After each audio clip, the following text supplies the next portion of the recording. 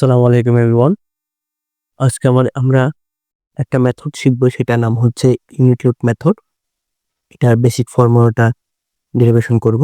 এটা মূলত কোন একটা বিমের আবার কি পরিমাণ হবে, ডিফ্লেকশন হবে, এই ডিফ্লেকশনটা বের করার একটা ফর্মুলা আমরা এখানে দেখব, ডিরাইভ করব। এটাকে বলা হচ্ছে ইউনিট লোড মেথড। আর একটা নামও আছে, এটা হচ্ছে ভার্চুয়াল ওয়ার্ক মেথড।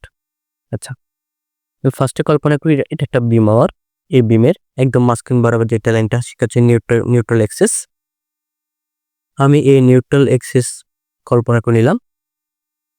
এই বিমের উপর আমি কয়েকটা লোড অ্যাপ্লাই করব, একাধিক হতে পারে আমার ইচ্ছা মতো। P1, P2, P3 পজিশনগুলো হচ্ছে 1, 2, 3। এই P1, P2, P3 এর জন্য আমার কাজ হচ্ছে এখানে ডিফ্লেকশনটা বের করা। অবশ্যই তিনটা কারণেই কি একটা ডিফ্লেকশন তো হবে, তাই না? একটা বিমের ডিফ্লেকশন হবে। ধরে নিলাম P1 এর রেসপেক্ট হচ্ছে del 1, P2 রেসপেক্ট হচ্ছে del 2, P3 রেসপেক্টে del 3 হচ্ছে। আমার কাজ এই নিউট্রাল এক্সিসের কোনটা পয়েন্টে, এই পয়েন্টটা আমি আমার আসলেই ডিফ্লেকশন কত এটা বের করব।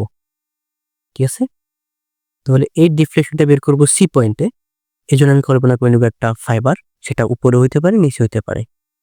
উপরে হলে এক কেস, নিচে গেলে নিচে হলে অন্য কেস। তাহলে উপরে একটা ফাইবার চিন্তা করলাম, এমএন ফাইবার, একটা ছোট একটা ফাইবার যেটা লেন্থ হচ্ছে ডিএক্স। এখন এই ফাইবারটাতে একটা ফোর্স অ্যাপ্লাই হবে, কম্প্রেসিভ ফোর্স। এটা হওয়ার কারণ কি, আমরা কি জানি, বিমের উপর লোড পড়লে বিমের উপরের অংশে কম্প্রেসিভ হয়, নিচে হচ্ছে টেনশন হয়। ঠিক আছে, তাহলে এখন উপরে যে কম্প্রেসিভ হচ্ছে, তাহলে ওই ফাইবারে কি একটা ফোর্স, কম্প্রেসিভ ফোর্স অ্যাপ্লাই হবে না? এটা হচ্ছে সেই এফ। এই এফগুলো আসলে আসতেছে কার জন্য? P1, P2 এবং P3 এর জন্যই আসতেছে। এদের কারণেই এফটা আসতেছে। এদের চেঞ্জ হলে এফও চেঞ্জ হয়ে যাবে। তাহলে এফটাকে বলতেছি আমরা একটা force due to real load গুলোর কারণে। যদি কম্প্রেসিভ ফোর্স ইউজ করা হয়, এটা একটু কম্প্রেসড হবে না? আমি ধরে নিলাম এটা কম্প্রেসড হয়েছে ডিএল পরিমাণ, এটা কি হয়েছে, কম্প্রেসড হয়ে গেছে। এখন এখানকার প্রত্যেকটা পয়েন্টের আমি নামগুলো যদি দেখি, তাহলে dx length of the strip, dl decrease in length due to the লোডের কারণে যে লেন্থের ডিক্রিজ হচ্ছে সেটা। এফ হচ্ছে force in the MN fibre, এই যে এমএন ফাইবার আমি যে কোর্স অ্যাপটা করতেছি এফ এটা। এম হচ্ছে moment develop in the fibre, এই ইয়াতে ফাইবারে কি পরিমাণ মোমেন্ট ডেভেলপ হচ্ছে। আর ডিএ হচ্ছে ক্রস সেকশন এরিয়া, এটা বাদ পড়ে গেছে, এরিয়া অফ দ্য স্ট্রিপ। তাহলে ক্রস সেকশন এরিয়া, এটা যদি ক্রস সেকশন এরিয়া করি তাহলে কি হবে, ডিএ হবে। আচ্ছা, এখন একটা বেসিক কমন বিষয় যে আসলে এখানে লোড দিলে কি হচ্ছে, এখানে লোড দিলে একটা ডিফরমেশন হচ্ছে, তার মানে একটা কাজ হচ্ছে কাজ। আবার এই যে লোডের কারণে এখানে একটা কম্প্রেসিভ একটা ফাংশন করতেছে, এখানে হচ্ছে এনার্জি স্টোর হচ্ছে। তাহলে যে পরিমাণ কাজ হবে সেই পরিমাণ এনার্জি স্টোর হবে। তাহলে কি, টোটাল এক্সটার্নাল ওয়ার্ক ডান কি পরিমাণ কাজ হয়েছে, এবং টোটাল ইন্টারনাল এনার্জি স্টোর কি পরিমাণ এখানে একটা স্টিপে বা কোনটা পোর্শনে আমার এনার্জি স্টোর করা হয়েছে। তাহলে এক্সটার্নাল ওয়ার্ক এখানে কেন বের করব, আর টোটাল ইন্টারনাল এনার্জি লোড কেন বের করব, সেটা হচ্ছে আমি লিখি। আমি ধরে নিলাম আমার এই এক্সিস বরাবর আমি লোড অ্যাপ্লাই করতেছি এবং এই এক্সিস বরাবর আমার ডিফরমেশন। তাহলে আমি চিন্তা করলাম এটা প্রপোর্শনালি আগাইতেছে। ঠিক আছে, এখন যদি প্রপোর্শনালি আগাই তাহলে কি বলতে পারবে, এই নিচের এই অংশটুকুই হচ্ছে আমার এরিয়া।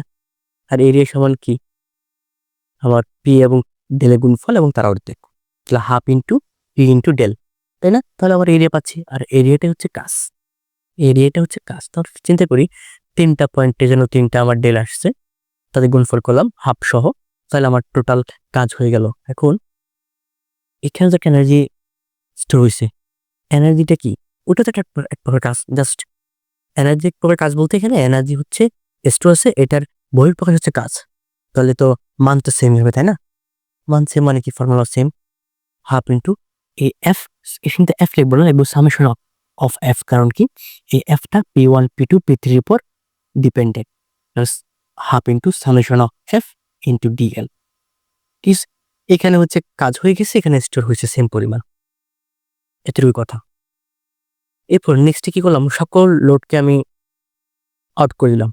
আমাকে যে পয়েন্টে ডিআর বের করতে বলছে ডিফ্লেকশন, আমি সেই পয়েন্টে একটা ইনক্লুড দিলাম। যে পয়েন্ট আমাকে ডিফ্লেকশন বের করতে বলছে সেই পয়েন্টে একটা ইউনিট লোড 1 কিলোনিউটন দিলাম। তাহলে এই 1 কিলো নিউটনের জন্য সি পয়েন্টে একটা ডিপ্লেশন হবে, এটাকে আমরা জাস্ট ডেল্টা বললাম। শুধু কি সি পয়েন্টে ডিপ্লেশন হবে না, 1 এ হবে, 2 তে হবে, 3 তে হবে। তাহলে প্রত্যেকটা নাম দিয়ে দেই, ডেল্টা 1, ডেল্টা 2, ডেল্টা 3। এই 1 ইউনিটের জন্য একটা এখানে এনার্জি স্টোর হবে। এই স্টেপে এনার্জি স্টোর হইতে হলে একটা ফোর্স লাগবে, সেটা দিলাম ইউ। ইউ মানে হচ্ছে ইউনিট লোডের কারণে যেই ফোর্সটা অ্যাপ্লাই হচ্ছে এই ফাইবারের উপরে। এখানে নেমিংগুলো দিয়ে দেই। ডিএক্স সমান হচ্ছে লেন্থ অফ দ্য স্ট্রিপ, আগেরটার মতনই। ডিএল হচ্ছে decrease in the length due to the loading হচ্ছে, ঠিক আছে। ইউ হচ্ছে force in the MN fibre, MN fibre উপর ফোর্স করতেছে এই ইউ, সেটা। স্মল এমটা হচ্ছে moment developed in the fibre. আগে কিন্তু ক্যাপিটাল এম ছিল। ক্যাপিটাল এমটা হচ্ছে আমার এক্সটার্নালের জন্য, এক্সটার্নাল যেসব আমি লোড ইউজ করছি এরিয়াল লোড ওগুলোর জন্য। আর স্মল এম হচ্ছে শুধুমাত্র ইনপুট লোড অ্যাপ্লাই করার কারণে যে মোমেন্ট আসছে সেটা। ডিএ হচ্ছে cross section area of the strip. Okay, এবার আবার সেম কাজ, যে আমার total external work done is equals to total internal energy stored.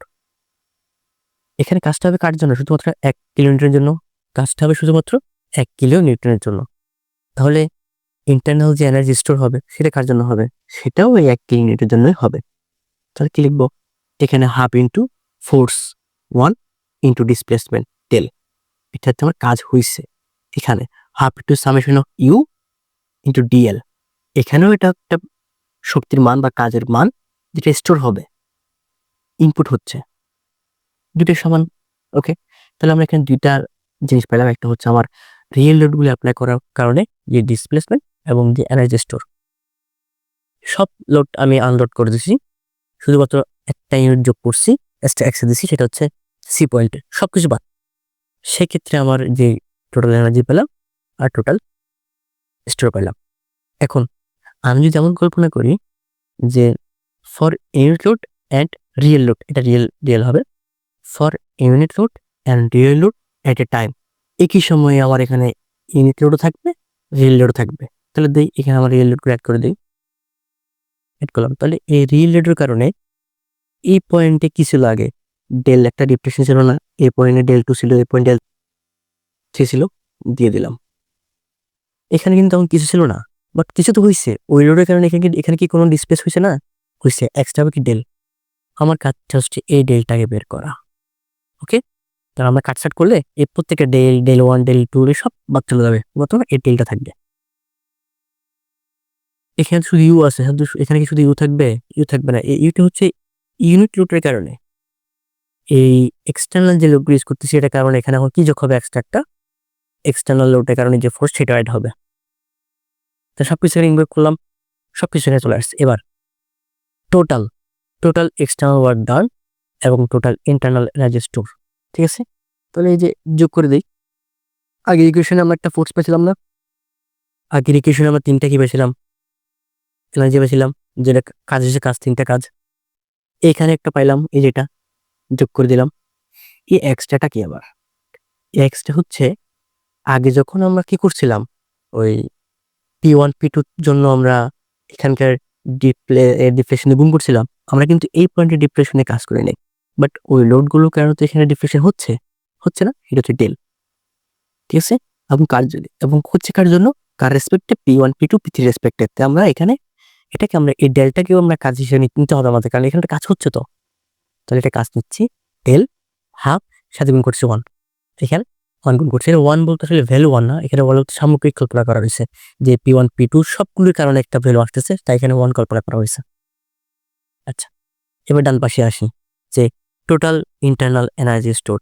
আগের ইকুয়েশনে কি পাইছিলাম? Summation of F D DL, half into summation of F DL. এটা আগের ইকুয়েশনে, 1 নম্বর ইকুয়েশনে, ঠিক আছে। আর 2 নম্বর ইকুয়েশন দেখেন কি পাইলাম? 1 ইউনিটের জন্য এটা পাইলাম half of summation U dl, তাই না? পাইলাম। যেহেতু টোটাল বসে যোগ তো করা লাগবে, তাই না? টোটাল বসে যোগ করা লাগবে।